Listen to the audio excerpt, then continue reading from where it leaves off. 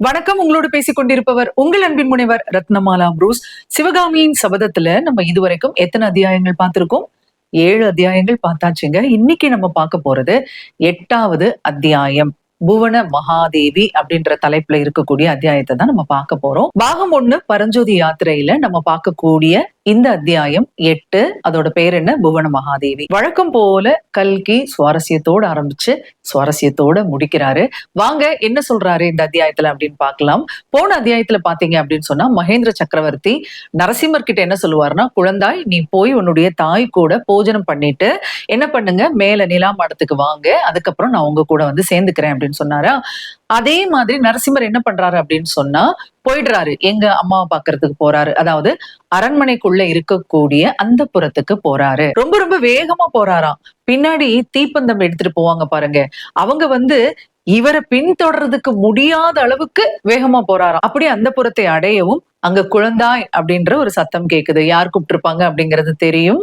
யாரு? மகேந்திர சக்கரவர்த்தியின் மனைவியான திரிபுவன சக்கரவர்த்தினியான புவன மகாதேவி தான் யார பார்த்து குழந்தாய்ன்னு சொல்றாங்க? நரசிம்ம பல்லவரை பார்த்து குழந்தாய் அப்படின்னு கூப்பிடுறாங்க. அம்மா அப்படிங்கிறாரு நரசிம்ம பல்லவர். உடனே அவங்க திருப்பியும் குழந்தாய் இன்னைக்கு அப்படின்னு சொல்லி ஆரம்பிக்கிறாங்க. நரசிம்ம பல்லவர் உடனே சொல்றாரு, அம்மா எனக்கு ஒரு வரம் நீங்க கொடுக்கணும் முதல்ல, அதுக்கப்புறமா தான் நம்ம பேசணும் அப்படிங்கிறாரு. உடனே புவன மகாதேவி என்ன சொல்றாங்கன்னா, குழந்தாய் நீ வரம் தானே கேக்குற, நான் உடனே கொடுக்குறேன். அதே நேரத்துல நான் கேட்கக்கூடிய வரத்தையும் நீ தரணும் அப்படின்னு சொல்றாங்க. உடனே நரசிம்ம பல்லவர் சொல்றாரு, இதென்ன வம்பா போச்சு? குழந்தை வந்து தாய் கிட்ட வரம் கேட்கலாம், தாய் குழந்தை கிட்ட வரம் கேட்கலாமா? என்னம்மா இது? நான் உங்களுக்கு வரம்லாம் தரமாட்டேன், நீங்க தான் எனக்கு தரணும் அப்படின்னு சொல்றாரு. இதை கேட்டதும் புவன மகாதேவியோட முகம் வந்து சுருங்கி போச்சுங்க. 2 பேரும் அதுக்கப்புறமா என்ன பண்றாங்கன்னா பூஜா மண்டபத்துக்குள்ள போறாங்க. அங்க பாத்தீங்கன்னா ரொம்ப ரொம்ப அழகான நடராஜருடைய திருமேனி அங்க இருக்குது. பூக்களால ரொம்ப அழகா அலங்காரம் செய்யப்பட்டிருக்கு. பூஜை எல்லாம் முடிஞ்சு போச்சு. இப்ப வந்து அவங்க 2 பேரும் நடராஜரை தொழுதுட்டு என்ன பண்றாங்க அப்படின்னு சொன்னா சாப்பிடுறதுக்கு தயாராறாங்க. சாப்பிட உக்காந்ததும் புவன மகாதேவி கேக்குறாங்க, குழந்தாய் இன்னைக்கு ஏதோ செய்தி வந்துச்சாமே, எல்லா வாசலையும் சாத்தியாச்சா?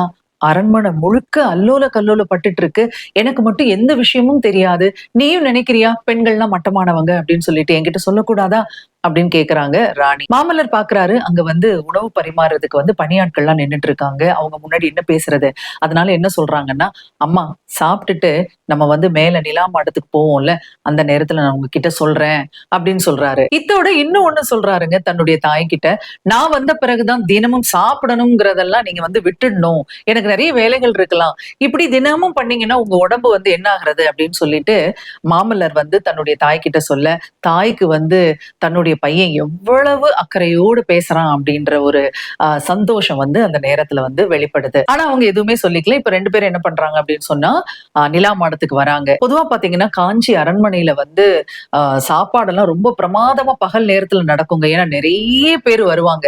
அதனால அரண்மனையில இருக்கிறவங்க பாத்தீங்க அப்படின்னு சொன்னா ஒருத்தருக்கு ஒருத்தர் பேசிக்க முடியாது. விருந்தினர்கள் வருவாங்க இல்லையா, அந்த விருந்தினர்கள் வந்து யாரா இருக்கும்? சைவர்களா இருக்கலாம், வைஷ்ணவர்களா இருக்கலாம், துறவிகளா இருக்கலாம், வெளிநாட்டுல இருந்து வரக்கூடிய தூதர்களா இருக்கலாம். அதனால அவங்க முன்னாடி இவங்க எல்லாம் பேசிக்க முடியாது. அவங்களுக்கு கிடைக்கக்கூடிய ஒரே நேரம் எப்போ அப்படின்னா இரவு நேரம் தான். அதனால ராணி என்ன பண்ணுவாங்க அப்படின்னு சொன்னா இவருக்காக காத்திருந்து அதுக்கப்புறமா தான் சாப்பிடுவாங்க, பேசணும் அப்படிங்கிறதுக்காக. இப்படி ஒரு ஏற்பாடு பண்ணினதே யாரு அப்படின்னு சொன்னா மகேந்திர சக்கரவர்த்தி தான். இப்ப 2 பேரும் சாப்பிட்டுட்டு என்ன பண்றாங்க, உப்பரிகைக்கு போறாங்க. போய் பார்க்கும்போது காஞ்சி மாநகரம் அவ்வளவு அழகா இருக்கு. ஏன்னா நிலா வந்து அப்படி ஜொலிச்சிட்டு இருக்கு. அந்த நேரத்துல வந்து நம்முடைய நரசிம்ம பல்லவருக்கு வந்து கீழ்கோட்டையை பத்தின ஒரு சிந்தனை வருது. இங்கதானே ஆயனரும் அவருடைய மகளுமான சிவகாமியும் போயிட்டு இருப்பாங்க. அந்த பையன் மட்டும் வேலை எரிஞ்சுக்கல அப்படின்னு சொன்னா இன்னைக்கு ஆயனரும் சிவகாமியும் இருப்பாங்களா? அந்த பையனை எப்படியாவது பார்க்கணும் அப்படின்னு சொல்லிட்டு அவருக்கு மனசுல பல சிந்தனைகள் ஓடிட்டு இருக்கு. அமைதியா நின்னுட்டு இருக்கிறாரு. எதுவுமே அம்மா கிட்ட பேசல. ஏன்னா இந்த சிந்தனைகள் மனசுல ஓடும்போது எப்படி பேசுவார் இல்லையா? அந்த அம்மா என்ன அப்படின்னா எதிர்பார்த்துட்டே இருக்காங்க, மகன் ஏதாவது சொல்லுவான். ஏன்னா அவங்க கேட்டாங்கல்ல இன்னைக்கு என்ன நடந்தது அப்படின்னு சொல்லிட்டு, ஏதாவது சொல்லுவான் அப்படின்னு பார்த்தா பையன் ரொம்ப அமைதியா நிக்கிறாரு. சரி நம்மளாவது ஆரம்பிப்போம் அப்படின்னு சொல்லிட்டு ராணி என்ன பண்றாங்க அப்படின்னு சொன்னா குழந்தாய் அப்படின்னு சொல்லி அன்போட கூப்பிடுறாங்க இங்க. ஆனா பாருங்க நரசிம்மருக்கு இந்த வார்த்தையை கேட்டதும் அப்படி ஒரு கோபம் வருது. என்ன அப்படின்னா, அம்மா குழந்தை குழந்தைன்னு என்ன கூப்பிடாதீங்கம்மா. ஏன்னா நான் வந்து இங்க இருக்கக்கூடிய அத்தனை மல்லர்களையும் ஜெயிச்சு மாமல்லன்ற பட்டம் வாங்கியிருக்கேன். நீங்களும் அப்பாவும் என்ன பண்றீங்க, எப்ப பாரு என்ன குழந்தை குழந்தைன்னு கூப்பிட்டா என்ன ஆகுறது? நான் தொட்டில கிடக்கக்கூடிய குழந்தையா சொல்லுங்க அப்படின்னு சொல்லி கோவப்படுறாரு. அந்த நேரத்துல பாத்தீங்கன்னா அதற்கு என்ன செய்யலாம்? பெற்றோருக்கு எப்போதும் மகன் குழந்தைதான் அப்படின்னு ஒரு கம்பீரமான குரல். யாரா இருக்கும்? மகேந்திர சக்கரவர்த்தி. இவங்க 2 பேருக்கும் பின்னாடி நிக்கிறாரு. சக்கரவர்த்தியை பார்த்ததும் 2 பேரும் பயபக்தியோட எந்திரிச்சு நிக்கிறாங்க. இப்ப அவர் உட்கார்றாரு. அவர் உட்கார்ந்ததுக்கு அப்புறமா இவங்க 2 பேரும் உட்கார்றாங்க. அப்போ தேவி குழந்தை ஏதாவது சொன்னானா அப்படின்னு சொல்லிட்டு குழந்தனே ஆரம்பிக்கிறாரு அவரும். இன்னும் ஒண்ணும் சொல்லல, உங்க பேர்ல குறைதான் சொல்லிட்டு இருக்கான் அப்படின்னு சொல்லி ராணி சொல்ல, குறைதான்ப்பா சொல்லணும், வேற என்ன சொல்றது அப்படின்னு சொல்லிட்டு மாமல்லர் ஆரம்பிக்கிறாரு. அப்பா, பல்லவ ராஜ்யத்துக்குள் அந்நியர்கள் பிரவேசித்த செய்தி கேட்ட பிறகும் நாம் அமைதியாக இருக்கலாமா? இந்த சேனாதிபதி கலிப்பகையார் சேனை திரட்டுவதற்குள் கலியுகமே முடிந்துவிடும் போல் இருக்கிறதே, இவ்வளவு நேரம் நாம் தாமதிக்கலாமா அப்படின்னு சொல்லி நரசிம்மர் மகேந்திர சக்கரவர்த்திட்ட கேக்குறாருங்க. அவருக்கு கோபம் வருது. ஏன்னா அந்நியர்கள் உள்ள வந்திருக்காங்க. அப்போ என்ன செய்யணும்? உடனடியா நம்ம தயாரா இருக்க வேண்டாமா அப்படின்ற கோபம் தான் அவருக்கு. இந்த நேரத்துல ராணி கேக்குறாங்க, பல்லவ ராஜ்யத்துக்குள்ள அந்நியர்கள் பிரவேசித்தார்களா, என்னாச்சு அப்படின்னு சொல்லி ரொம்ப பதட்டத்தோட அவங்க கேக்குறாங்க. அப்போ மகேந்திர சக்கரவர்த்தி சொல்றாரு, தேவி ஆமா, ஆனா சொற்பமான எண்ணிக்கையில இல்ல, பெரும் படையோடயே வந்திருக்காங்க அப்படின்னு சொல்றாரு. இந்த நேரத்துல நரசிம்மர் குறுக்கிட்டு சொல்றாரு, மந்திராலோசனை சபையில என்னை ஏன் பேசவே விட மாட்டேன்றீங்க? மத்தவங்க எல்லாம் பேசும்போது எனக்கு அவ்வளவு கோபம் வந்தது, அதெல்லாம் அடக்கிட்டு இருந்தேன் அப்படின்றாரு. இந்த நேரத்துல மகேந்திரர் குறுக்கிட்டு என்ன பேசுறாரு அப்படின்னு சொன்னா, தேவி பாரு, இன்னும் இவன் குழந்தையாவே இருக்கான். வரக்கூடிய சேனை எவ்வளவு பெருசு அப்படிங்கிறது மாமல்லனுக்கு புரியல, தெரியல. இப்ப 2 பேரும் கேளுங்க, வந்திருக்கிறது யாரு, அவனுடைய படை எவ்வளவு பெருசு அப்படிங்கறத நான் சொல்றேன்.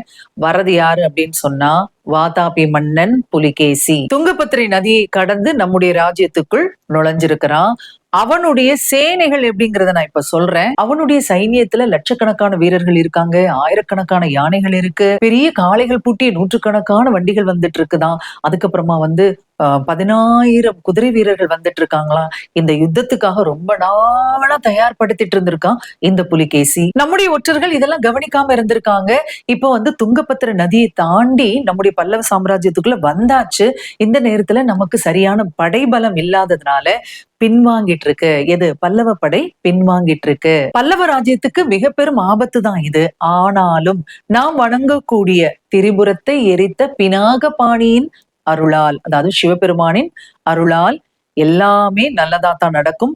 பல்லவ சாம்ராஜ்யம் வெற்றி பெறும், அதுல எந்த சந்தேகமும் இல்ல அப்படின்னு சொல்லிட்டு மகேந்திர சக்கரவர்த்தி 2 பேர்கிட்டயும் சொல்றாருங்க. அவர் பேசி முடிக்கிற வரைக்கும் பொறுமையா கேட்டுட்டு இருந்த நரசிம்மருக்கு ஒரே ஒரு விஷயம் ரொம்ப கோபத்தை கொண்டு வருது. என்ன அப்படின்னா, பல்லவ சைனியம் பின்வாங்கிட்டு இருக்குன்னு சொன்னாரு பாருங்க. அதை கேட்டுட்டு அவருக்கு ரொம்ப கோபம் வருது நரசிம்மருக்கு. உடனே சொல்றாரு, அப்பா, பல்லவ சைனியம் பின்வாங்குதா? இது எவ்வளவு பெரிய அவமானம் நமக்கு. இருக்கிற படைய வச்சுட்டு நானே போறேன், எனக்கு அனுமதி கொடுங்க அப்படின்னு சொல்றாரு. உடனே மகேந்திர சக்கரவர்த்தி சொல்றாரு, பொறு நரசிம்மா பொறு, நீ பல்லவ சைனியத்தை நடத்தி செல்லக்கூடிய அந்த காலமும் வரும், அது வரைக்கும் கொஞ்சம் பொறுமையாயிரு அப்படின்றாரு. அதோட மகேந்திர சக்கரவர்த்தி என்ன கேக்குறாரு அப்படின்னு சொன்னா, இன்னைக்கு இரவு ஒரு வேலை இருக்கு, என் கூட வரியா அப்படின்னு கேக்குறாரு. இதெல்லாம் கேட்கணுமாப்பா, நான் வரேன் அப்படின்னு சொல்றாரு நரசிம்மர். இப்போ போன மகாதேவியை பார்த்து சக்கரவர்த்தி சொல்றாரு, நாங்க 2 பேரும் கிளம்புறோம், எங்களுக்கு வேலை இருக்கு, நீ என்ன பண்ணு, போய் படுத்துக்கோ அப்படின்னு சொல்றாரு. இதெல்லாம் சொல்லிட்டு முக்கியமா கடைசியில ராணி கிட்ட ஒண்ணு சொல்றாருங்க. என்ன அப்படின்னு சொன்னா, இனி நீ அவனை குழந்தைன்னு கூப்பிடக்கூடாது, நானும் அவனை குழந்தையா பார்க்க போறதில்ல. இனி எனக்கு அவன் நண்பன். ஒவ்வொரு விஷயத்திலையும் அவனை நான் என்ன பண்ண போறேன், ஈடுபடுத்த போறேன். குறிப்பா மந்திராலோசனை சபையில அவன் இனி பேசுவான். இனி நம்ம 2 பேரும் என்ன பண்ணக்கூடாது, அவனை குழந்தைன்னு கூப்பிடக்கூடாது அப்படின்னு சொல்றாரு. நரசிம்மர் உள்ள சிரிச்சிருப்பாரு இல்லையா, சந்தோஷப்பட்டிருப்பாரு. ஏன்னா அவருக்கு குழந்தையா நினைச்சு ஒரு விஷயத்திலயும் நம்மள ஈடுபடுத்த மாட்டாரோ சக்கரவர்த்தி அப்படின்ற வருத்தம். ஆனா இவங்க பாருங்க, அம்மா அப்பாவா இருக்கிறதுனால அவரை எப்ப பாரு குழந்தைன்னு கூப்பிட்டு இருக்காங்க. அது இயல்பான விஷயம். குழந்தைங்க எவ்வளவுதான் வளர்ந்தாலும் பெற்றோர்களுக்கு என்னைக்கும் அவங்க குழந்தைதான் இல்லையா. ஆனா நரசிம்மருக்கு இவ்வளவு பெரிய மாமல்லனா இருந்துட்டு எப்ப பாரு குழந்தைன்னு கூப்பிடுறாங்களே இவங்க அப்படிங்கிற ஒரு சின்ன ஒரு நெருடல் வருத்தம் இருந்திருக்கு. அதை கேட்டாரு. இப்ப மகேந்திர சக்கரவர்த்தி என்ன சொல்லிட்டாரு, இனி நாங்க குழந்தைன்னு கூப்பிட போறதில்ல அப்படின்னு சொல்லியாச்சு. இப்போ நரசிம்மரும் மகேந்திர சக்கரவர்த்தியும் ராத்திரி ஒரு முக்கியமான விஷயம் இருக்கு அப்படின்னு சொன்னாருல்ல, அதை செய்யறதுக்கு கிளம்பியாச்சு. இப்படி இந்த அத்தியாயம் ரொம்ப அழகா நிறைவு பெறுதுங்க. நிச்சயமா இந்த அத்தியாயமும் உங்களுக்கு பிடிச்சிருக்கும் அப்படின்னு நினைக்கிறேன். அடுத்த ராத்திரி என்ன வேலை அப்படிங்கிறத அடுத்த அத்தியாயத்துல நம்ம பார்க்கலாம். தொடர்ந்து அடுத்த அத்தியாயத்தில் உங்களை சந்திக்கலாம். அதுவரையில் உங்களிடத்திலிருந்து விடைபெற்றுக் கொள்பவர் உங்கள் அன்பின் முனைவர் ரத்னமாலா புரூஸ். தொடர்ந்து இணைந்திருங்கள். இது உங்கள் தமிழசை FM. இது 8 திக்கும் எதிரொலி கட்டம்.